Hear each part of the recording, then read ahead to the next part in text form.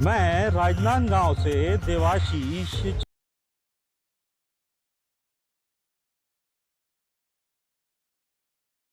से additional SP जो कोंटा क्षेत्र में थे, सुकमा जिले में, गिरिपुंजय जी, वो शहीद हुए हैं। बड़ा कष्ट है इस बात का मन में। आज भी ऐसी ही घटनाओं से चर्चा की बातें पीछे हटती हैं।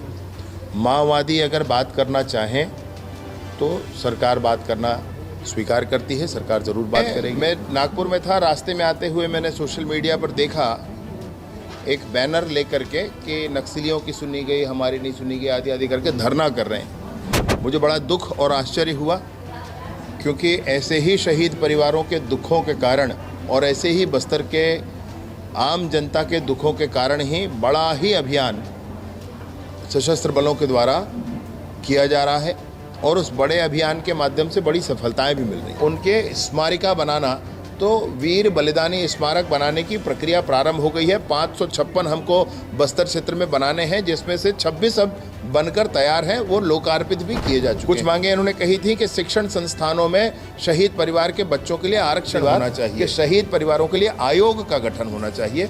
तो आयोग के गठन हो या किस तरह से सुनवाई की स्थिति, हर महीने के दूसरे बुधवार को आईजी रेंज पर एसपी कार्यालय में शहीद परिवार का कोई भी विषय हो तो वो शहीद परिवारों की पूरी चिंता करना ये धर्म और कर्तव्य है, हमारा फर्ज है भाई, इसलिए हम करते हैं। तो अनुकंपा नियुक्ति की प्रक्रिया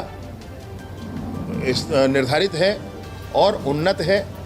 उसके बाद दूसरी प्रक्रिया आप कहेंगे कि उनको एक मुश्त मुआवजा दिया जाना, वह प्रक्रिया निर्धारित जो संभव है वो जरूर करेंगे, और जो नहीं है संभव उसके लिए हाथ जोड़कर बताएंगे कि भैया ये हो ही नहीं सकता, ये आपकी मांग की श्रेणी में नहीं होना चाहिए। धन्यवाद। बस्तर के जंगलों में आईडी जो बिछा कर रखे हैं, गांव के उन्नति के मार्ग में आईडी बिछा कर मैं तो ये पूछ रहा हूं कि धरना पर अभी क्यों बैठे थे? मेरी बात समझो आप।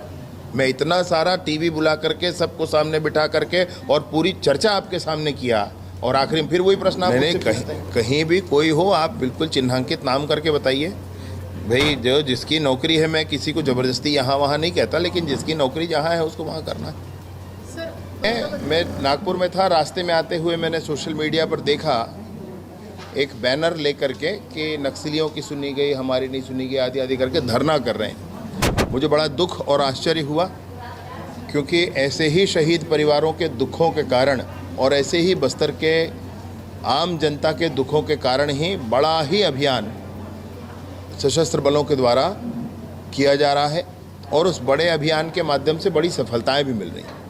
पूरी ताकत, पूरी कोशिश करके भी प्रशासन ये इस बात को सुनिश्चित करती है कि कोई अनुकंपा नियुक्ति शेष न रह जाए, कोई पेंशन शेष न रह जाए, कोई अन्य विषय शेष न रह जाए। जो एक मुश्त राशि दी जानी होती है कंपनसेशन की, वो शेष न रह जाए।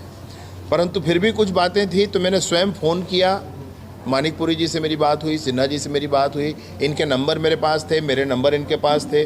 पिछले साल जब इन लोगों ने आकर के मंत्रालय में एक बैठक हुई थी, उस बैठक के बाद चर्चा हुई थी। मैंने कहा था कि हम बीच बीच में और मिलेंगे, उस बीच में और भी मेरी मुलाकात इनकी बस्तर जगदलपुर में हुई और उस पर भी चर्चा हुई। इसमें विभिन्न विषयों को लेकर के इनका जो कहना था, पिछली बार 6 बातें इन्होंने कही थी, जिसमें से 2 बातें पूर्ण हुई हैं। एक है शहीद परिवारों के लिए प्रधानमंत्री आवास, वह अब उपलब्ध है ग्रामीण क्षेत्रों के लिए।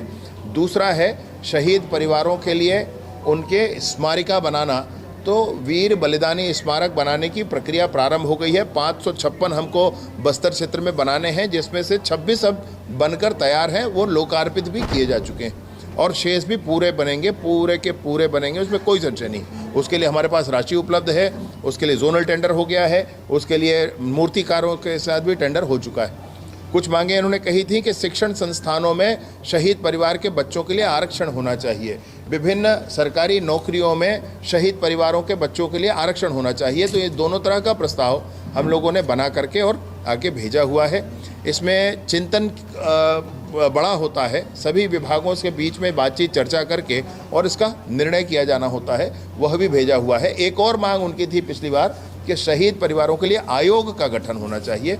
तो आयोग के गठन हो या किस तरह से सुनवाई की स्थिति बने, शहीद परिवारों के उन्नति के लिए, शहीद परिवारों की चिंता के लिए कैसे बने स्थिति, उस पर निर्णय हुआ भी है। अभी हर महीने की हर महीने के दूसरे बुधवार को हर महीने के दूसरे बुधवार को आईजी रेंज पर एसपी कार्यालय में शहीद परिवार का कोई भी विषय हो तो वो सुना जाता है। कुछ व्यक्तिगत किस्म की चीज़ें हैं, उन विषयों पर मैंने पृथक भी चर्चा अभी की है और उसको भी हम लोग आगे बढ़ाने की कोशिश करेंगे। कोई बहुत पुराना मसला है, 1990 का है, अब उस समय के प्रावधान अलग थे, अभी के प्रावधान अलग हैं, ये अंतर है।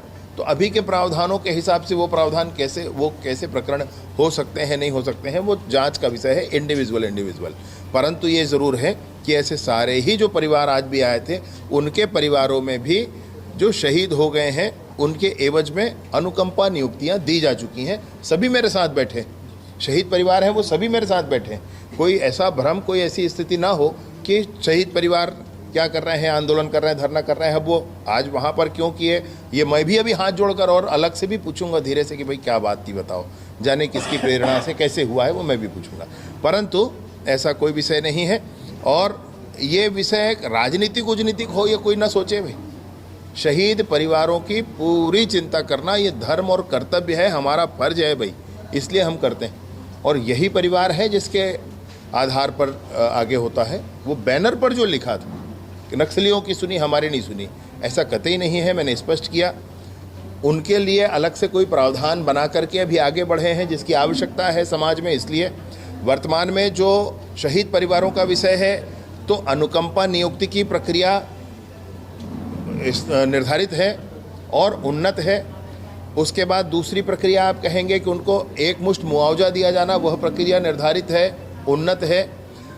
उसके बाद उनके अन्य जो विषय हैं आरक्षण वगैरह का, वर्तमान जितने प्रावधान है वो हैं, लेकिन अन्य जो मांगे गए प्रावधान है उसके लिए भी उस दुष्वप्न को पुनः याद दिलाने के लिए व्यक्तिगत जो विषय है वो सुन करके कल पीएचक्यू में भी विषय था, बहुत दुख था उस विषय को लेकर, कल्लूरी साहब बहुत गलत हुआ था, उनका भी बड़ा योजनाबद्ध ढंग से किया गया था, जाना है जो किए गए थे, बहुत समय करवाया था, वो लोग जेल में, उनको भी पूरा ध्यान है। कल बैठ करके जेल से पूरा कार्य देखते हैं, तो कल बैठ कर बेल एप्लीकेशन रिजेक्ट होने के बाद चर्चा होगी।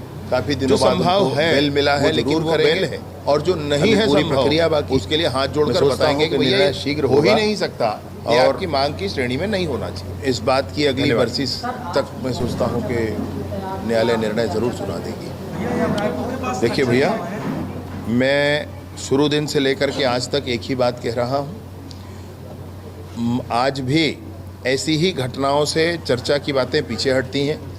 माओवादी अगर बात करना चाहें तो सरकार बात करना स्वीकार करती है, सरकार ज़रूर बात करेगी।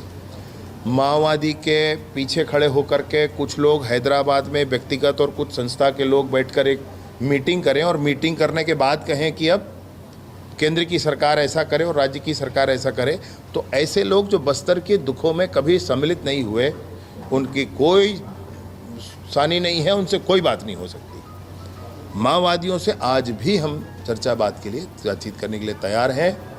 लेकिन एक बात और भी सच है कि ये बस्तर के जंगलों में आईडी जो बिछा कर रखे हैं, गांव के उन्नति के मार्ग में आईडी बिछा कर रखे हैं, उस आईडी में बस्तर की आम जनता भी पीड़ित होती है, हताहत होती है, बस्तर के जानवर भी हताहत होते हैं और आर्म फोर्सेस के लोग भी हताहत होते हैं।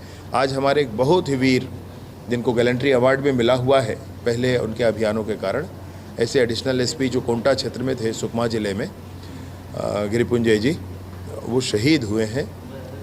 बड़ा कष्ट है इस बात का मन में, परंतु वीर जवानों के भुजाओं की ताकत से सब कुछ स्पष्ट किया जाएगा, इस बात को भी स्पष्ट किया जाएगा। सरकार की मंशा है। मैं तो ये पूछ रहा हूँ कि धरना पर अभी क्यों बैठे थे, मेरी बात समझो आप। मैं इतना सारा टीवी बुला करके सबको सामने बिठा करके और पूरी चर्चा आपके सामने किया और आखिर में फिर वही प्रश्न आप मुझसे पूछते हैं। आप मुझे आश्चर्य, आप खुद सोचो, मैंने 1 मिनट नहीं कहा, वीडियो नहीं कर, मैं अकेले में बात करूंगा, कुछ नहीं कहा भाई, मैं सबके सामने बात किया हूं, इसीलिए तो आप ये प्रश्न मैंने उचित नहीं है। अधिकारी हैं आकाश राव जैसे नक्सल एरिया में लगातार जाते भी हैं जंगलों में, लेकिन कुछ अधिकारी हैं उनकी पोस्टिंग है वो ड्यूटी नहीं कर रहे हैं। कुछ शिकायतें आपके पास अभी ऐसी हैं तो मुझे बताइए जरूर। सुकमा में खासकर नहीं, कहीं भी कोई हो, आप बिल्कुल चिन्हांकित नाम करके बताइए भाई। जो जिसकी नौकरी है, मैं किसी को ज़बरदस्ती यहाँ वहाँ नहीं कहता, लेकिन जिसकी नौकरी जहाँ है उसको वहाँ करना है। सर बलौदा बाजार